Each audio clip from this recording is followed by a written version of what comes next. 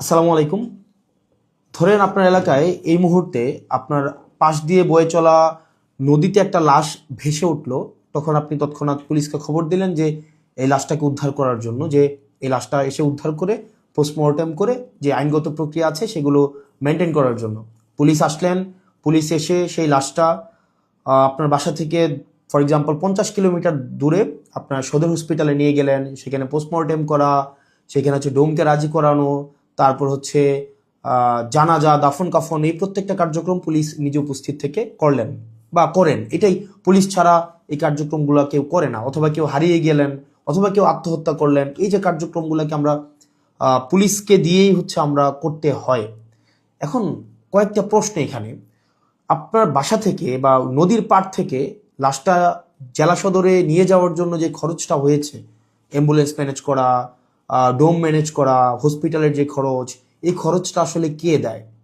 এই খরচটা দেয় হচ্ছে সেখানে নিয়োজিত যিনি দায়িত্বপ্রাপ্ত এসআই, কনস্টেবল বা যিনি যান, পুলিশের যে সদস্য যান, তাকেই কিন্তু এই খরচটা বহন করতে হয়। যে 10-15 হাজার টাকা খরচ হয়, তাকে এই খরচটা বহন করতে হয়। যদিও সরকারি নিয়ম আছে যে এই খরচটা ফেরত দেওয়া হয়, কিন্তু যেই টাকা খরচ হয় আর যেই টাকা ফেরত দেওয়া হয়, ফর এক্সাম্পল 10,000 টাকা যদি খরচ হয়, সেখানে ফেরত দেওয়া হয় 500, 800, 1,000, 2,000 টাকা। তো সেটা দেখা যায় খরচ হওয়ার তুলনায় প্রাপ্তির যেই ব্যবধান, সেটা দৃশ্যমান অনেক বেশি ব্যবধান। তো এই পুরো খরচটা কিন্তু পুলিশকেই বহন করতে হয়। দ্বিতীয়ত হচ্ছে, আপনি যদি আপনার এলাকার থানাগুলাতে যান, থানাগুলাতে গিয়ে যদি দেখেন যে আপনার এলাকার এসআই, কনস্টেবল বা আপনার যারা সেবা দিয়ে থাকেন যে পুলিশগুলা কোন ধরনের পরিবেশে থাকেন, আপনি বিশ্বাস করেন, যদি আপনি ওই পরিবেশটা দেখেন, আমরা ইউনিভার্সিটিতে যেভাবে গণরুমে ছিলাম, এক রুমে গাদাগাদি করে অনেকজন, ফ্লোরিং করা, শুধুমাত্র তোষকটা থাকতো, উপরে ফ্যান নাই, যথাযথ পয় নিষ্কাশন ব্যবস্থা নাই, তারপরে হচ্ছে ভেন্টিলেশন সিস্টেম নাই। এটা মানবীয় জীবন বলতে যেটা বোঝায়, আপনার থানাগুলোতে পুলিশরা সেই ধরনের পরিবেশে থাকে। এখন একটা পুলিশ আপনার ডিউটি করে এসে রাতে যদি এই ধরনের একটা পরিবেশে ঘুমায়, আমরা কি তার কাছ থেকে প্রত্যাশিত সেবা আমরা কিভাবে এক্সপেক্ট করব? মানে এটা এটা একটা মানবীয় জীবন থানাগুলাতে আসলে পুলিশের জন্য ব্যবস্থা করা হয়েছে। এত বছরেও পুলিশ এই সেবাগুলোতে, এই মৌল মানবিক পুলিশের যেই বেসিক যে সেবাগুলা, সেগুলো এখনো পর্যন্ত কিন্তু সংস্কার করা হয়নি। তৃতীয়ত, সবচেয়ে গুরুত্বপূর্ণ এবং তৃতীয়ত যেই অসুবিধাটি আমি থানাতে দেখলাম এই কয়েক মাসে, সেটা হচ্ছে আপনার থানা থেকে একটা অপরাধ কার্যক্রম সংগঠিত হয়, ফর এক্সাম্পল 15 কিলোমিটার, 20 কিলোমিটার দূরে। একদিনে অনেকগুলো অপরাধ কার্যক্রম সংগঠিত একটা থানায় হতে পারে। পারিবারিক কলহ, মাদকের সমস্যা, ছিনতাই, ডাকাতি, চুরি, একাধিক সমস্যা সেখানে ঘটতে পারে।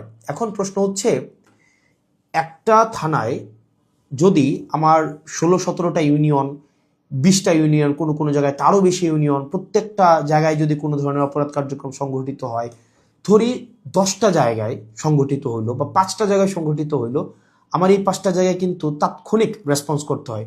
এখন তাৎক্ষণিক যদি আমরা রেসপন্স করতে চাই, সেই জায়গাগুলোতে পৌঁছাইতে অবশ্যই অবশ্যই আমাদের গাড়ির প্রয়োজন। মানে গাড়ি ছাড়া পায়ে হেঁটে তো নিশ্চয়ই এই ধরনের কার্যক্রমগুলোতে কখনোই পুলিশ তড়িৎ কোনো সিদ্ধান্ত বা তড়িৎ কোনো অ্যাকশন নিতে পারে না। কিন্তু আপনি যদি থানাগুলো যান, দেখবেন কোনো থানায় 10টা গাড়ির প্রয়োজন, 6টা গাড়ির প্রয়োজন, সেখানে থানাকে দেওয়া হয়েছে 1টা গাড়ি, 2টা গাড়ি। এখন পুলিশ তো আর বাসায় বসে থাকে না। আপনি কল দিলেন যে এখানে ঝামেলা হয়েছে, মানুষ মারা গিয়েছে, চুরি হয়েছে, খুন হয়েছে, পুলিশ কিন্তু আসতে হয়। তাহলে পুলিশ কিভাবে আসে? পুলিশ দেখা যায় এটা ভ্যান ভাড়া করে, একটা অটো ভাড়া করে, অথবা দেখা যায় একটা লেগুনা ভাড়া করে, সেইটা করে কিন্তু তাকে যেতে হয়। ওই যে ভাড়ার টাকাটা, এই ভাড়ার টাকাটাও কিন্তু পুলিশের পকেট থেকে দিতে হয়। দ্বিতীয়ত, এই যে ভাড়া করে যাওয়া আসা, তার যেই সময় নষ্ট হয়, সেক্ষেত্রে দেখা যায় যারা অপরাধ সংঘটিত করে তারা কিন্তু ইতিমধ্যেই সে জায়গা থেকে চলে যায় এবং আমরা সেবা বঞ্চিত হই। সেজন্য আপনি যদি পুলিশকে যুগোপযোগী করতে চান, পুলিশকে যদি আপনি হচ্ছে তার সেবা তাৎক্ষণিক জনগণের কাছে পৌঁছাইতে চান, অবশ্যই অবশ্যই তার ট্রান্সপোর্টেশন ব্যবস্থাটা অবশ্যই অবশ্যই যথাযথভাবে করতে হবে। আপনি পুলিশকে ট্রান্সপোর্টেশনের গাড়ি দিবেন না। গাড়ি বলতে এখানে একটা পুলিশকে একটা গাড়ি, এটা বোঝানো হয় নাই। একটা কাভার্ড ভ্যান দেন, একটা 10টা পুলিশ একসাথে মুভ করতে পারে।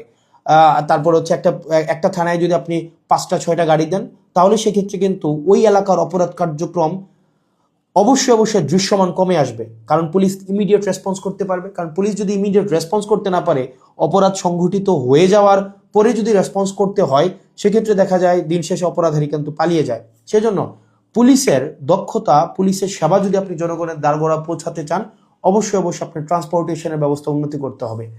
এখন আমাদের বর্তমান বিদ্যমান যে পুলিশ ব্যবস্থা রয়েছে, এই পুলিশ ব্যবস্থার থানাগুলোতে, আমি থানাগুলোর কথা বলবো, থানাগুলোতে তাদের অ্যাকোমোডেশন সমস্যা, তাদের বাসা, তাদের থাকার জায়গা নাই ঠিকঠাকভাবে, গণরুমের মতো তাদেরকে থাকতে হয়, এবং তাদেরকে যে বেতন দেওয়া হয়, এই বেতন দিয়ে যে একটা স্বাভাবিক জীবনযাপন করবে সেটা কোনোভাবেই সম্ভব না। দ্বিতীয়ত হচ্ছে আপনি তাকে ট্রান্সপোর্টেশনের ব্যবস্থা করছেন না যথাযথভাবে। আপনি তাকে হচ্ছে দেখা যাচ্ছে যে আপনি তাকে ঢাল তরোয়ার ছাড়া, ট্রান্সপোর্টেশন ছাড়া আপনি অপরাধী ধরতে পাঠাচ্ছেন, টহল দিতে পাঠাচ্ছেন। সেক্ষেত্রে কিন্তু তাকে ট্রান্সপোর্টেশন ম্যানেজ করা এবং সেখানে যে ভাড়া মেটানো, সেটাও কিন্তু তার পকেট থেকেই করতে হয়। সরকার যে অ্যালটমেন্টটা দেয়, সরকার যে বরাদ্দ দেয়, সেটা খুবই খুবই প্রয়োজনের তুলনায় অপ্রতুল।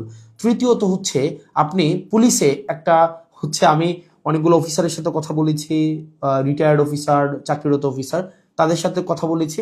পুলিশে ম্যানেজ করে নাও একটা কালচার আছে, ম্যানেজ করে নাও একটা কালচার। ফর এক্সাম্পল, আপনি কনস্টেবলকে পাঠাইলেন কোন একটা জায়গায় আসামি ধরার জন্য, সেখানে 5,000 টাকা খরচ হবে যে আসামিটা ধরতে, ট্রান্সপোর্টেশন কস্ট বা তদন্ত এই জায়গাগুলোতে। তখন কনস্টেবল তার মানে ঊর্ধ্বতন কর্মকর্তাকে উনি বললেন যে স্যার টাকা কোথায় পাবো? তখন বলে ম্যানেজ করে নাও। এখন ম্যানেজ করে নেওয়া অর্থ, সেটা নিশ্চয়ই আমরা বুঝেছি ম্যানেজ করে নেওয়া বলতে কি বোঝাচ্ছে। এবং আরও শঙ্কার বিষয় সেটা হচ্ছে পুলিশের অনেক বড় বড় প্রোগ্রাম হয়। এই প্রোগ্রামে অনেক ক্ষেত্রে, সব ক্ষেত্রে না, কিছু কিছু প্রোগ্রাম আগে হতো, এখন বর্তমানে আছে কিনা এটা আপনারা জানাবেন। আগে এরকম নাকি হতো, মানে পুলিশের অনেকেই জানিয়েছে এরকম নাকি হতো, একটা বড় প্রোগ্রাম হবে, এই প্রোগ্রামে দেখা যায় ঊর্ধ্বতন কর্মকর্তারা অধীনস্থ কর্মকর্তাদের হচ্ছে ভাগ করে দিত যে খাবারের দায়িত্বটা তোমার, ডেকোরেশনের দায়িত্বটা তোমার, লাইটিং এর দায়িত্বটা তোমার। তো এখন টাকা আসবে কোন জায়গা থেকে? ম্যানেজ করে নাও। তো দেখা যায় অধস্তন কর্মকর্তারা সেটাকে ম্যানেজ করে নিতেন। তো নিশ্চয়ই ম্যানেজ করাটা সরকারের দায়িত্ব, ম্যানেজ করা তো অবশ্যই কোনো কর্মকর্তা কর্মচারীর দায়িত্ব না।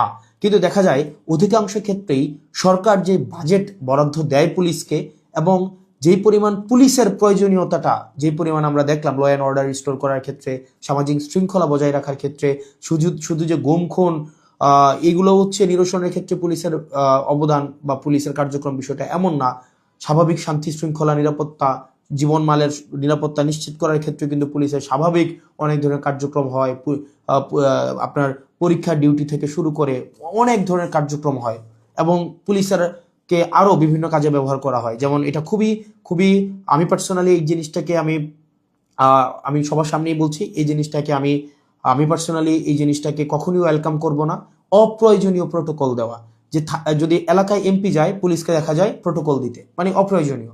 দেখা যায় ওসিকে আমরা অতীতও দেখেছি, ওসি সবসময় হচ্ছে আপনার এমপির সাথে সাথে থাকতে হয়, থাকেই থানায় একটা গাড়ি। এখন একটা গাড়ি নিয়ে যদি আপনার ওসি বা অন্য কর্মকর্তারা আপনার এমপির সাথে সারাদিন ব্যাপী থাকতে হয়, যেখানে যায় সেখানে যেতে হয়, তাহলে ওসিও কিন্তু তার স্বাভাবিক থানা কার্যক্রম করতে পারে না, সাধারণ মানুষ সেবা বঞ্চিত হয়। একই সাথে সাথে যে একটা গাড়ির, এই গাড়িটাও কিন্তু অপচয় হয়। সেজন্য, এবং আপনারা জেনে থাকবেন যে এমপির সাথে পুলিশ সবসময় থাকে, কিন্তু এটা কিন্তু কোনো নিয়মে নাই, কোনো প্রোটোকলে নাই।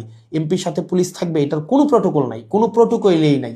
এটা হচ্ছে আগে রাজনৈতিক যে কালচার ছিল, রাজনৈতিক কালচারে পুলিশ এমপির একটু নজরে পড়ার জন্য বা একটু স্বাভাবিকভাবে এই কার্যক্রমগুলো, পুলিশকে রাজনীতিকীকরণ হওয়ার কারণে পুলিশ যে স্বপ্রণোদিত হয়ে সব ক্ষেত্রে করেছে বিষয়টা এমন না, পুলিশকে করতে বাধ্য করা হয়েছে ক্ষেত্র বিশেষে। তো সেজন্য আমরা যদি পুলিশের সেবাটাকে জনগণের দোরগোড়ায় পৌঁছাতে চাই, আমরা যদি চাই জনগণ যথাযথভাবে পুলিশের সেবাটা পাক, তাহলে কিন্তু অবশ্যই আপনি পুলিশের, বিশেষ করে থানা পর্যায়ের থানা পুলিশের, কারণ সবচেয়ে বেশি কিন্তু থানায় পুলিশকে স্বাভাবিক সাধারণ মানুষ দেয়, আপনি থানার পুলিশের অবশ্যই অবশ্যই আপনি তার আবাসন ব্যবস্থা নিশ্চিত করতে হবে, যথাযথভাবে তার বিশ্রামের পরিবেশ আপনি নিশ্চিত করতে হবে, নিরাপদ পানির ব্যবস্থা নিশ্চিত করতে হবে, খাবারের ব্যবস্থা নিশ্চিত করতে হবে, এবং তার ডিউটির এখানে একটা প্রোটোকল আপনার নিশ্চিত করতে হবে। আপনি 24/7 একটা মানুষ কখনোই, একটা স্বাভাবিক মানুষ স্বাভাবিকভাবে কখনোই ডিউটি করতে পারে না। 2 নম্বর বিষয় হচ্ছে ট্রান্সপোর্টেশনের ব্যবস্থাটাকে আপনি নিশ্চিত করতে হবে। একটা থানায় একটা গাড়ি দিয়ে একটা থানা কখনোই চলতে পারে না, 2টা গাড়ি দিয়ে একটা থানা কখনোই চলতে পারে না। আপনি পুলিশের উপর চাপিয়ে দিবেন যে ম্যানেজ করে নাও, ম্যানেজ করে নাও। পুলিশ যখন ম্যানেজ করতে যাবে, তখনই কিন্তু জনগণ পুলিশের হচ্ছে একটা সাংঘর্ষিক অবস্থা তৈরি হয়, তখনই হচ্ছে উৎকোচ গ্রহণের হচ্ছে এক ধরনের বৈধতা মানসিকভাবে উৎপাদিত হয়। সেজন্য আমরা পুলিশকে এই ম্যানেজ করে নেওয়ার প্রবণতায় না ঠেলে দিয়ে সরকারের কাছে এই বিষয়গুলো নিয়ে আমাদের আহ্বান থাকবে বাজেট বৃদ্ধি করা, এবং সেগুলোর হচ্ছে আমাদের যে টেকনিক্যাল জায়গায় আমাদের রিসোর্স সেখানে হচ্ছে আমাদের ইনস্টল করতে হবে। তৃতীয়ত তার মানে অ্যাকোমোডেশন, তারপর হচ্ছে ট্রান্সপোর্টেশন, আর হচ্ছে 3 নাম্বার যেটা হচ্ছে অযাচিত যেই রাজনীতিকীকরণের যে বিষয়টি রয়েছে সেটি থেকেও পুলিশকে আমাদের মুক্তি দিতে হবে। সাধারণ জনগণ এবং পুলিশের মাঝখানে কোনো মধ্যস্বত্বভোগী থাকা কখনোই উচিত না। তো আমরা পুলিশের কখনোই, আমরা শুরু থেকে, আপনি যদি যান আমার টাইমলাইনে এখনো আছে যে অগাস্ট থেকে 2024-এর অগাস্ট থেকে পুলিশের যে টেকনিক্যাল হচ্ছে রিসোর্স ইনস্টল করা, তাদেরকে সেটাকে এনরিচ করা, পুলিশকে জনমুখী করা, রাজনৈতিক প্রভাবে বলের বাহিরে নিয়ে যাওয়া, তাদের আবাসন, স্বাস্থ্য, চিকিৎসা সেগুলো যেন যথাযথ হয় সেটি নিশ্চিত করা, তার পেশাদারি যেই ব্যয় হয় সেই পেশাদারি ব্যয় যেন সরকারি খাত থেকে হয়, তাকে যেন সেটির জন্য ম্যানেজ করা কালচারে না যেতে হয়, সেটির জন্য কিন্তু আমরা গুরুত্ব দিচ্ছি। সেজন্য আমরা সংসদে এই বিষয়গুলো নিয়ে কথা বলবো যদি আল্লাহ সুযোগ করে দেয়, এবং যেহেতু সুযোগ করে দিয়েছে একই সাথে সাথে সরকারের কাছে বা মানুষের কাছেও যে এই যে পুলিশের, আমরা যে তৃণমূলের পুলিশের যে জটিলতাগুলো সেগুলো আমার কাছে মনে হয়েছে সবার জানা উচিত, যেহেতু থানাগুলোকে আমরা এখন খুব ক্লোজলি দেখছি, সেজন্য সবাইকে জানানো। আর পুলিশের প্রতি আমাদের সবসময় সংবেদনশীলতা রয়েছে, এবং আমরা চাই পুলিশ জনগণের হয়ে উঠুক, কোনো রাজনৈতিক দলের না, পুলিশ হয়ে উঠুক সবার। পুলিশের সাথে জনগণের সম্পর্ক থাকবে হৃদ্যতার, এবং প্রত্যেকটা মানুষ যেন ভয়হীনভাবে সেখানে অভিযোগ জানাতে পারে, এবং অপরাধী নির্মূলে পুলিশ সবসময় যেন সুদৃঢ় ভূমিকা পালন করতে পারে রাজনৈতিক যে কোনো প্রভাবের ঊর্ধ্বে উঠে। পুলিশের আবাসন সমস্যা, ট্রান্সপোর্টেশন সমস্যা, পুলিশের বাজেট বৃদ্ধি এবং পুলিশের ম্যানেজ করে নেওয়া কালচার থেকে পুলিশকে অবশ্যই মুক্তি দিতে হবে। আসসালামু আলাইকুম রহমতুল্লাহি ওয়া বারাকাতুহু।